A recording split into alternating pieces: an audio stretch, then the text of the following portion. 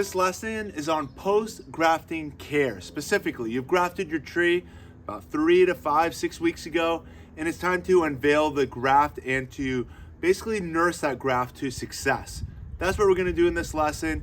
And before we do, I just want to share with you, as I've already got some questions on different grafting lessons that we've done in the past, where you're asking why graft, the time, the energy, and the effort. Why do it? And I've got a list of several reasons, and if you've got some of your own, please share that with us as well. So one of the reasons is to enjoy more flavors of deliciousness in the footprint of a single tree. Here behind me, I've got the Hilda's Honey Green Fig, and on it, I'm going to be enjoying flavors that are of black figs and brown figs and green figs and striped figs, and all of those delicious flavors, I get to enjoy the diversification without having to plant 10 separate fig trees. That's one. A second one is successive ripening. And with figs, they predominantly have either a breba crop. Some varieties are very heavy with the breba crop. Some have a delicious breba crop. It's usually the primary main crop of figs that usually ripen in August and September, in the hottest months of the year, and they all ripen around the same time. However, when it comes to your apple trees and my peach trees and plums and apricots and all these other fruits, you can enjoy successive ripening, with fruits ripening as early as May and other fruits ripening in June, July, August, September. And here again, in the footprint of a single tree, you can visit every month and harvest deliciousness from your backyard. Another reason is to accelerate fruit production by taking some delicious scions from, whether it's your neighbor or maybe your fruit growing group that you belong to. You can take a piece of that tree and bring it to your own established tree, and within about a year or two, enjoy a branch of delicious fruit off of your established tree that's on your property, rather than starting from scratch and waiting the years that it takes for maturity. Another one is dependent on the rootstock. You can actually train and graft your tree on disease-resistant rootstock as well as drought-tolerant rootstock. In addition to, your rootstock can control the size of the tree. In this lesson, we're predominantly talking about grafting figs, but these same lessons apply to grafting any other plant. As long as, again, they're related, you can accomplish this grafted success. And I'm going to share with you a sneak peek of another tree here on our property where we're enjoying a lot of flavors again in this single footprint. But what you can also do with using the selective rootstock is you can control the size of the tree as well. Using a dwarf rootstock to have a smaller size tree, semi-dwarf, medium size, and obviously a standard is going to give you the largest size tree. Towards the end of this lesson, I'm going to share with you about a 3 to 5 day update after we've recorded this lesson, so you can see just how successful these grafts are taking off by nursing them to success using the Ivory Organics methods. One last thing before we start, let me share with you this other multi-grafted fruit tree where you can again enjoy all this deliciousness in the footprint of a single tree. Follow me. So behind me here is a multi-grafted stone fruit tree. So here we have peaches, apricots, pluots, and plums. 5 different flavors of fruit on a single rootstock. And we can start over here. So if you look in the vicinity of my hand, you should be able to see some apricots right here. And then if we come down the tree, right back here are some Babcock peaches. In the front are the Red Baron peaches. Check this out. Look at all of these peaches right in here. The flowers are just starting to dry off. Come right here. The flowers are just starting to dry off, and you can see the fruit behind these dry flowers.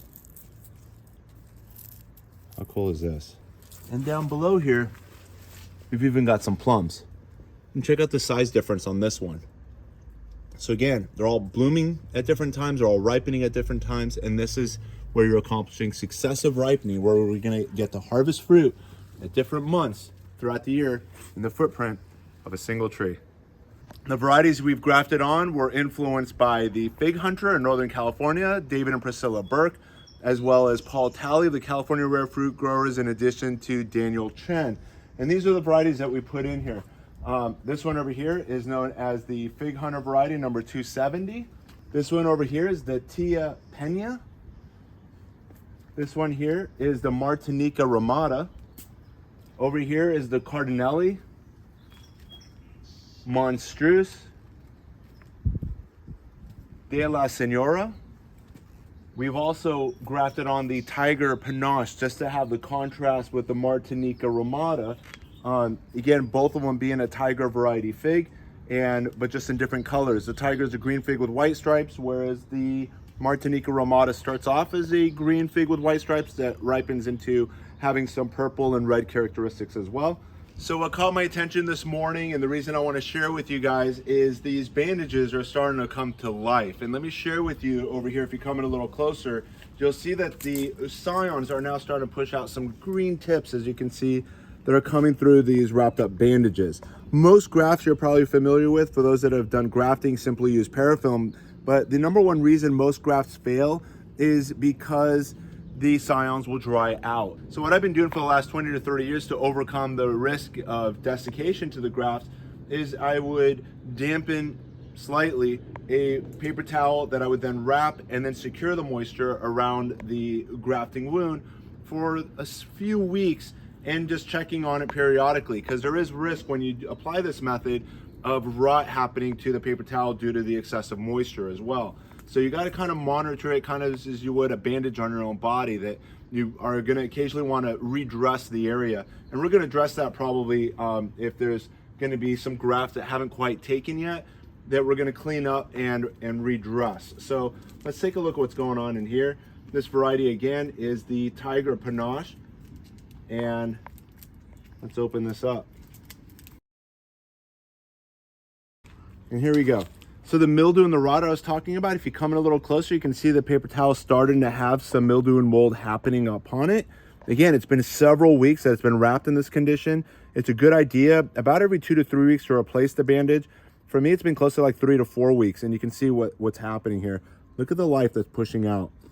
And let's carefully undress it. And again, the variegation that's characteristic of the Panache Tiger, you can see in the variegation of the wood, and it's so much wanting to live that you can even see here on the tips that it's wanting to push out roots. These are lenticles, which are breathing holes within the bark. All this is wanting to come to life. As you can see, even the rootstock, which is supporting the grafted wood, is also trying to push out. These are preliminary roots. And here's the grafting wound. If you take a look over here, so if you take a look at the graft, this here is a cleft graft, and you can see that we've grafted only on one side. The grafting tip is you're going to want to make sure that the cambium tissues, which underline the bark, are in touch with one another. Is more important than if you simply insert it down the middle of the rootstock, because if you stuck it in the middle, then the cambium tissues which underline the bark will not be in contact with another, and it'll result in grafting failure. So you can see we just went along one side. If there's room for two, we would sometimes even fit in 2 grafts into a single rootstock.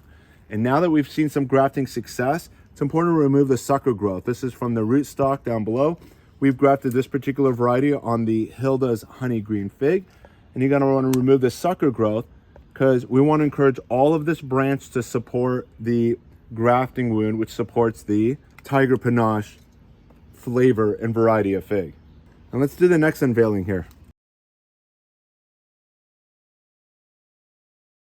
So this one is extra special, and take a look, and I'm hoping you get all the way around it. This one, we did not align the grafting Scion wood to the rootstock. We've simply made sure there was some contact, however minimal, between the cambium tissues of the Scion to the cambium tissues of rootstock. There's some contact happening in here, and you can still see that there's growth happening. I'm hoping you can capture like a 360 all the way around this. There's some leaves happening right here in the back as well. And you can see that the buds are swelling beautifully, encouraging the fact and supporting the conclusion that there is grafting life happening between the rootstock and the Scion wood. What we're gonna do, and what I should have been doing all along as I'm unwrapping them, is cleaning them out. If you take a look at this one, there's a little bit of mildew happening all the way around. There's some whiteness that's happening, and we're just gonna clean it out like so. And this is just clean water that we are cleaning out all of these wounds. As you can see, there's holes in the grafting wounds that we've created in order to accomplish the graft. There's holes even up above.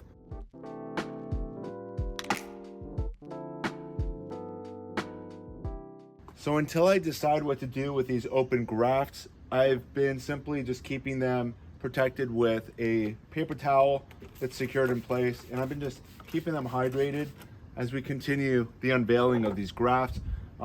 Again, the number one reason most grafts fail is desiccation. They dry out.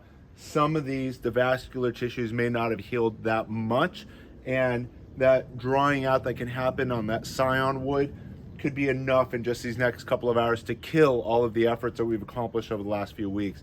But as it continue to heal and those wounds keep getting stronger, again, between the xylem and phloem of the Scion, in addition to the rootstock, the more and more those heal, the faster we're going to see success coming and pushing out of those. So we're going to find different ways to protect those wounds, whether it's simply securing with our bandages the grafting wound, or if we're going to protect the entire grafting wound and Scion. And you're going to see me demonstrate that in just a minute. Well, let's continue the unveiling. The next one here is called the Cardenelle.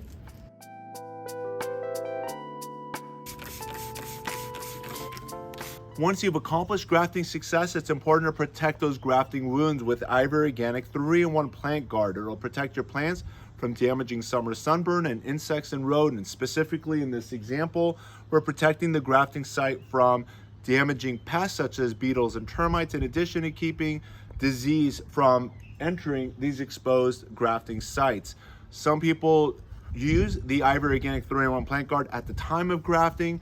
In my personal experience, the best time for applying the product is after grafting success has happened. So you're gonna wait those 4 to 8 weeks and then apply the product and continuously reapply it as the grafting site grows, and you continuously see that there's exposed grafting tissues that need to be protected, again, from pests and disease from entering those sites. If you take a look over here, there's a lot of area that we're gonna be protecting. There's this entire gaping wound, and we're gonna simply now begin filling it in using the Ivory Organic Plant Guard color white. The product is also available in colors brown and green and gray and grayish. Had we applied less water to the product, we could have used it as a paste, which probably would have been ideal for stuffing these gaping large wounds. But the brush on application works well for filling in these minor cracks along the way. And here the solution's going right into the wounds.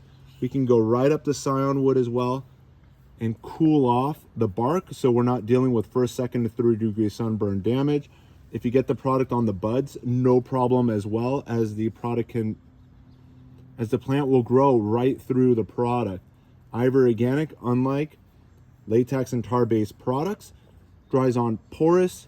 Nutrients and moisture can still pass through the products, which results in a healthier protection to your grafting site as well as pruned branches.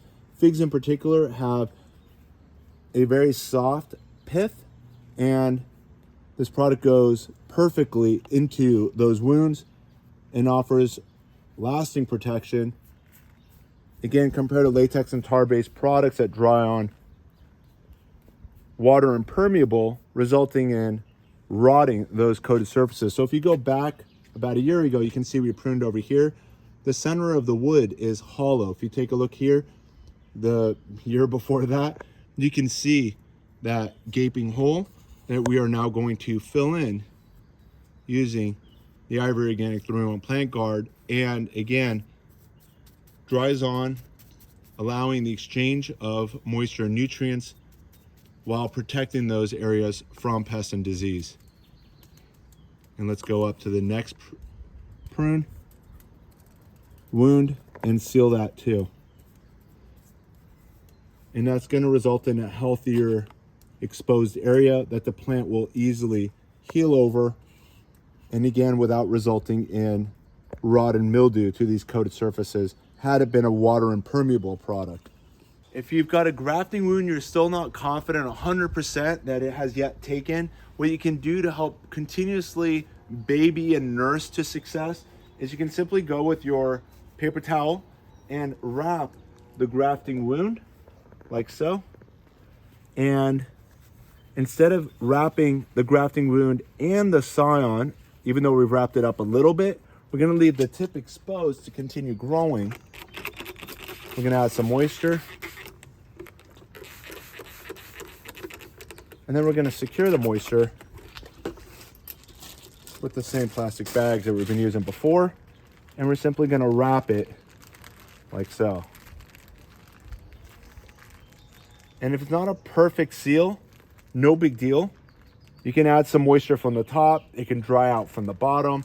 The goal is we're simply nursing it as it continues to heal for the next couple of weeks. Because these are some of the most coveted varieties of fig cuttings in the country, I'm gonna nurse them all, even though a lot of them are showing grafting success.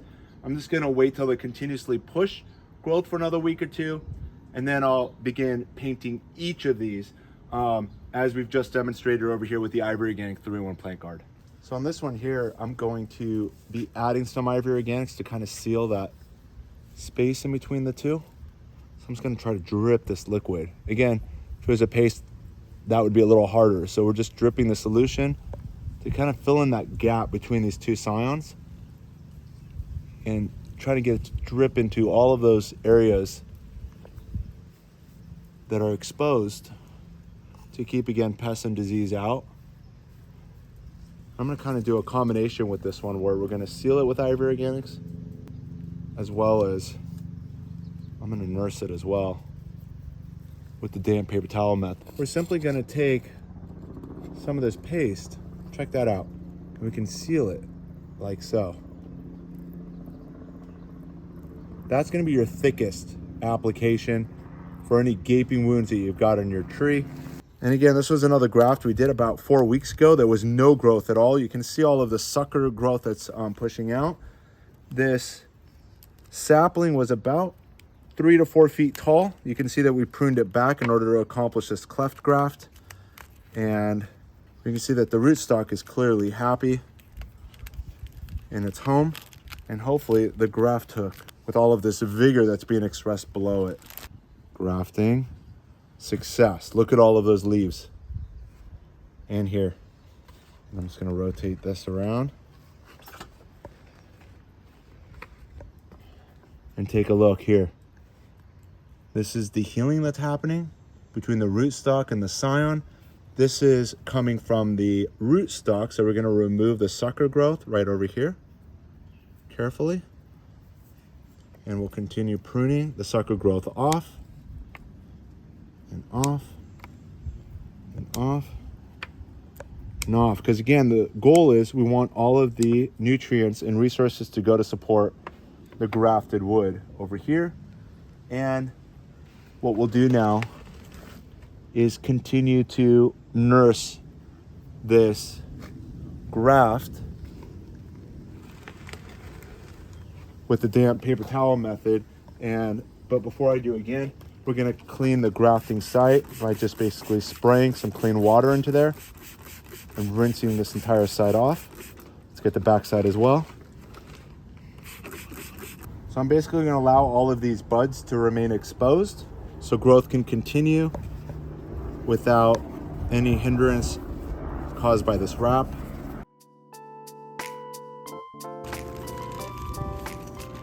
And again, we're not looking for a perfect seal. You see the ends are kind of open. We can still introduce some moisture from the top and it can kind of be let out from the bottom.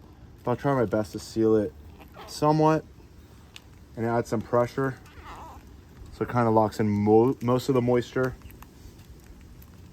And now I'll just wrap it down below. And that's it. So it's been, again, 4 weeks since we initially grafted this Scion onto the rootstock. We can see grafting success. We're now nursing the wound, but allowing these ends to be opened and free, we can seal this grafting tip. We've still got the Ivory Organics in the paste form. I don't demonstrate it too much. I've usually got the brush on that I find that I use the most, but we can seal that tip like so. And let's continue. To keep your plants, whether it be your fig trees or any of your other fruited trees, your vegetables, your roses, ornamentals, and so much more, growing strong through this entire growing season, make sure you feed them with the Ivory Organics all-purpose fertilizers. This is both the super and the premium blend fertilizer. The super blend simply has a higher NPK plus azomite, which has crushed volcanic rock to offer your plants a lot of the micronutrient nutrition. Ivory Organics is proud to be one of the only organic fertilizers that is Armory certified for organic commercial orchards as well as backyard growers that want to grow the best food, that has all 6 plant macronutrients. Most fertilizers only focus on NPK. This product has it all. It has the nitrogen, phosphorus, potassium, magnesium, sulfur, and calcium that offers your plants, again, all 6 plant macronutrients. And once you apply the product, it'll continuously feed your plants for about 3 months. So here we are in early spring, and we're gonna feed it again in the summer, and lastly in early fall. So we're gonna simply add this granular product around the base of the tree. And then I'm simply gonna use my hand tool to get the product in contact with the topsoil. And as soon as you water, the product begins to work. So here we are now several days after successfully nursing these grafts to life. Come and check this out. Look at how happy these grafts are. All of the resources of this branch are going into this Fig Hunter 270. Behind it, the Tia Penya, you can see, is pushing out even more growth. The Fig Hunter 455. Here in front of us is that crooked graft of the Tiger Panache variety. Over here, Martinenca Rimada. Check out all that additional life since we recorded last. Just below that, Fig Hunter 270, more growth.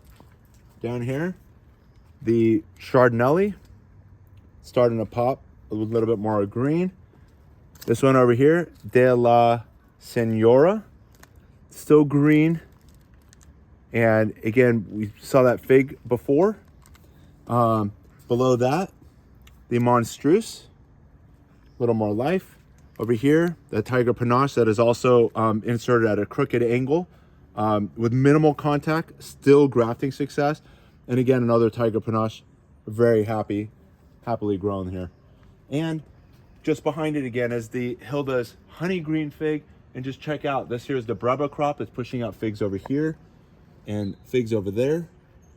So we've got some figs happening, and we're gonna enjoy some, again, Hilda's honey green figs behind it, which is our family favorite fig that we've enjoyed for many decades. And here in the front, we've grafted on some of the country's #1 picks when it comes to fig varieties that we're gonna get to enjoy on this now multi-grafted fig tree. And there you have it. Together we've grafted a multi-grafted fruit tree, and to watch its growing success among other helpful gardening tips here on the Ivory Organics YouTube channel, be sure to subscribe and hit that push bell notification to stay connected with all of these educational lessons as soon as they become made available. And as always, share us with your gardening friends and family, and keep us a part of your growing successes. As always, wishing you all happy gardening.